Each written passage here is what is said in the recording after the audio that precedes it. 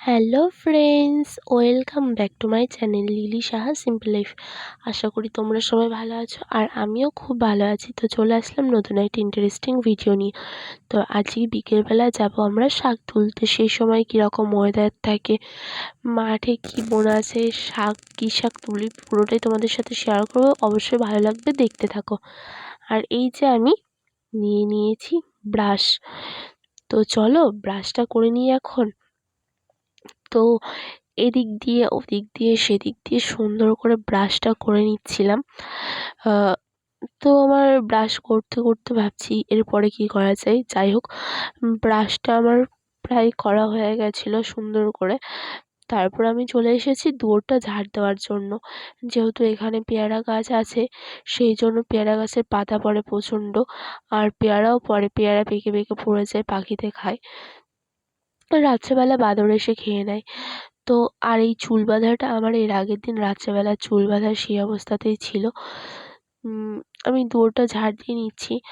দুয়ার ঝাড় দিতে ভালো লাগে, পেটে খুব একটা ভুঁড়ি হয় না, কিন্তু কী আর করবো বলো, সব কিছুই তো ভাগ্যে। হাতে ব্যথা করে, মানে সে কথা আছে না, খাজনার থেকে বাজনা বেশি। আমার হয়েছে সে অবস্থা। হাতে যেহেতু ব্যথা, এই কাজগুলো আমি বেশি একটা করতে পারি না। করার পরে হাতে মলম দিতে হয়, না হলে যা ব্যথা তার দ্বিগুণ হয়ে ওঠে।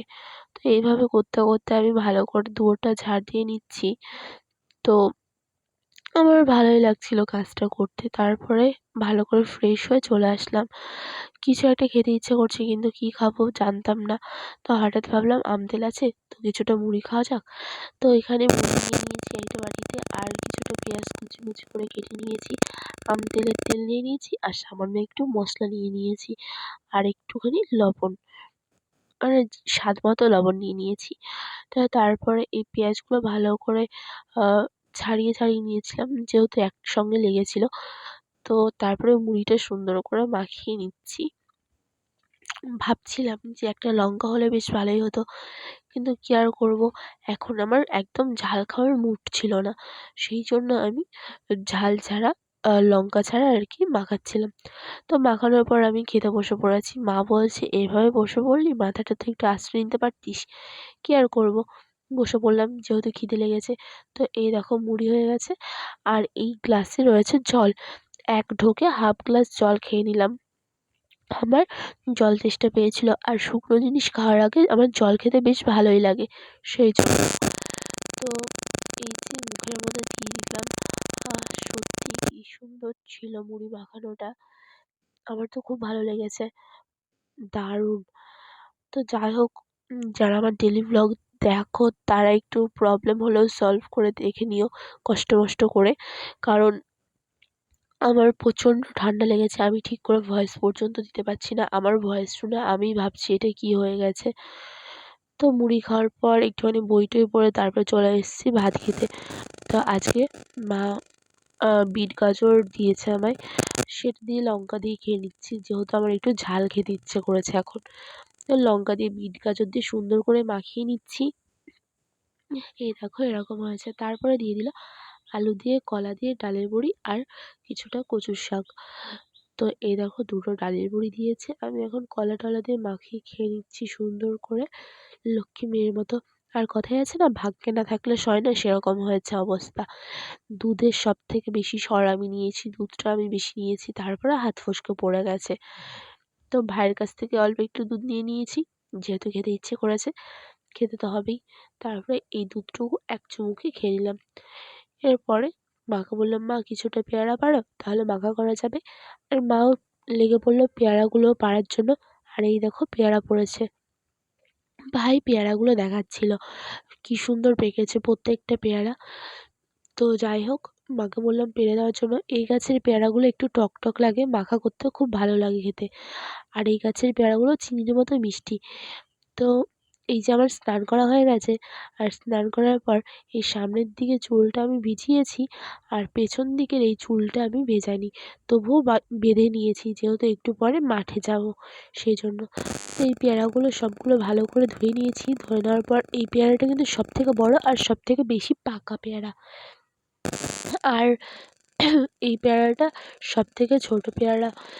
তো চলো দেখা হচ্ছে মাখামাখির পর। এই যে আমার মাখামাখি হয়ে গেছে।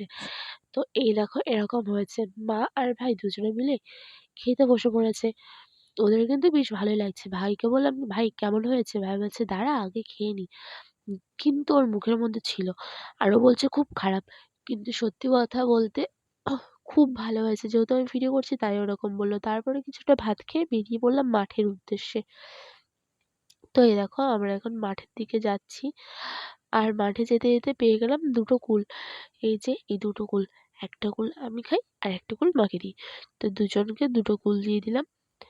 উম তো তারপরে এই দেখো পুকুর পাড়ে এসেছি। সত্যি খুব ভালো লাগছে। যারা আমার ডেইলি ভ্লগ দেখো তারা হয়তো জানবে এর আগের দিন আমি তোমাদের সাথে একটা বাঁধানো পুকুর পাড় শেয়ার করেছিলাম। আর এটা কিন্তু একদম তার সাইডে। তো যেদিন আবার স্নান করতে আসবো সেদিন পুরোটা তোমাদের সাথে শেয়ার করব। তো যাই হোক এখান দিয়ে যাচ্ছিলাম আর দেখছিলাম শাক-টাক আছে নাকি। আর এই বাঁ সাইডের দিকে এখানে কিন্তু সুপারি গাছ লাগানো আছে লাইন দিয়ে, দিয়ে। আর নিচের দিকে ভেন্ডি গাছ লাগানো আছে। আর এই ডান সাইডের দিকে গোবরের মধ্যে লাউ শাক আর কুমড়ো শাক লাগানো আছে। আর আমি মার পেছন, পেছন যাচ্ছিলাম আর দাঁড়িয়ে, দাঁড়িয়ে দেখছিলাম যে কোথাও কোনো শাক-টাক আছে নাকি। তো কি আর বলবো মাঠে কোনো শাকেরই বংশ ছিল না। যেহেতু এই টাইমে সবাই ফসল মানে অনেকে ধান লাগাচ্ছে, অনেকে সর্ষে আছে, কেউ অনেকে সর্ষে কেটেছে, অনেকে ধনে আছে, ভুট্টা, গম একেকজনের একেকটা ফসল আছে সেইজন্য এই টাইমে শাক খুব একটা পাওয়া যায় না। তো যাই হোক দেখছিলাম মাঠে কোন সবজিটা সবথেকে বেশি ধান, ভুট্টা খুব একটা করেনি। ধানটা আর ভেন্ডিটা সবথেকে বেশি ছিল। তো যাই হোক না কেন যার যেটা ভালো লাগবে সে সেটা লাগাবে। তো আমরা আর শাকটা খুব একটা খুঁজে পাইনি। তারপরে চলে আসছি বাড়ির দিকে। আর এই দেখো এখানে সর্ষেগুলো কেটে রেখেছে।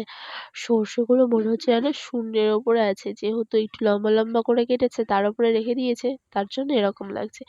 আর এইখানে এই ধনেগুলো হাওয়াতে এসে এদিকেরটা ওদিকে, ওদিকেরটা এদিকে করে গোল করে গন্ডগোল পাকিয়ে দিয়ে চলে গেছে। আর ওইদিকে সর্ষে ভাঙাবে তার জন্য এক জায়গায় করেছে। তো দেখো সূর্যটাকে উম অনেকটা মেঘে ঢাকা দিয়ে দিয়েছে। কি আর করব বলো? সবই তো প্রাকৃতিক নিয়ম। তো আমার এতটা ঠান্ডা লেগেছে আমি ঠিক করে এখন ভয়েস দিতে পারছি না। যাই হোক আসার সময় দেখলাম ঝালমুড়ি গাড়ি যাচ্ছে। কি আর করা যাবে? ঝাল ১২ ভাজা কিনে নিয়েছি আমি। আমার তো ভীষণ ভালো লাগে ১২ ভাজা খেতে। তো রাস্তা দিয়ে আসার সময় ১২ ভাজা খেতে, খেতে আসছিলাম। তো এই দেখো ১২ ভাজা সত্যি আমি খাচ্ছি আর আমার পাশে মা আছে। মাও কিন্তু খাচ্ছে এই যে ১২ ভাজা। ঝাল লবণ পুরো ঠিকঠাক ছিল। খুব সুন্দর হয়েছিল। মাকে বললাম, "কি মা কেমন হয়েছে?" মা বলল, "ভালোই হয়েছে।" তো কেমন লাগলো ভিডিওটা অবশ্যই তোমরা কমেন্ট করে জানাবে। বাই।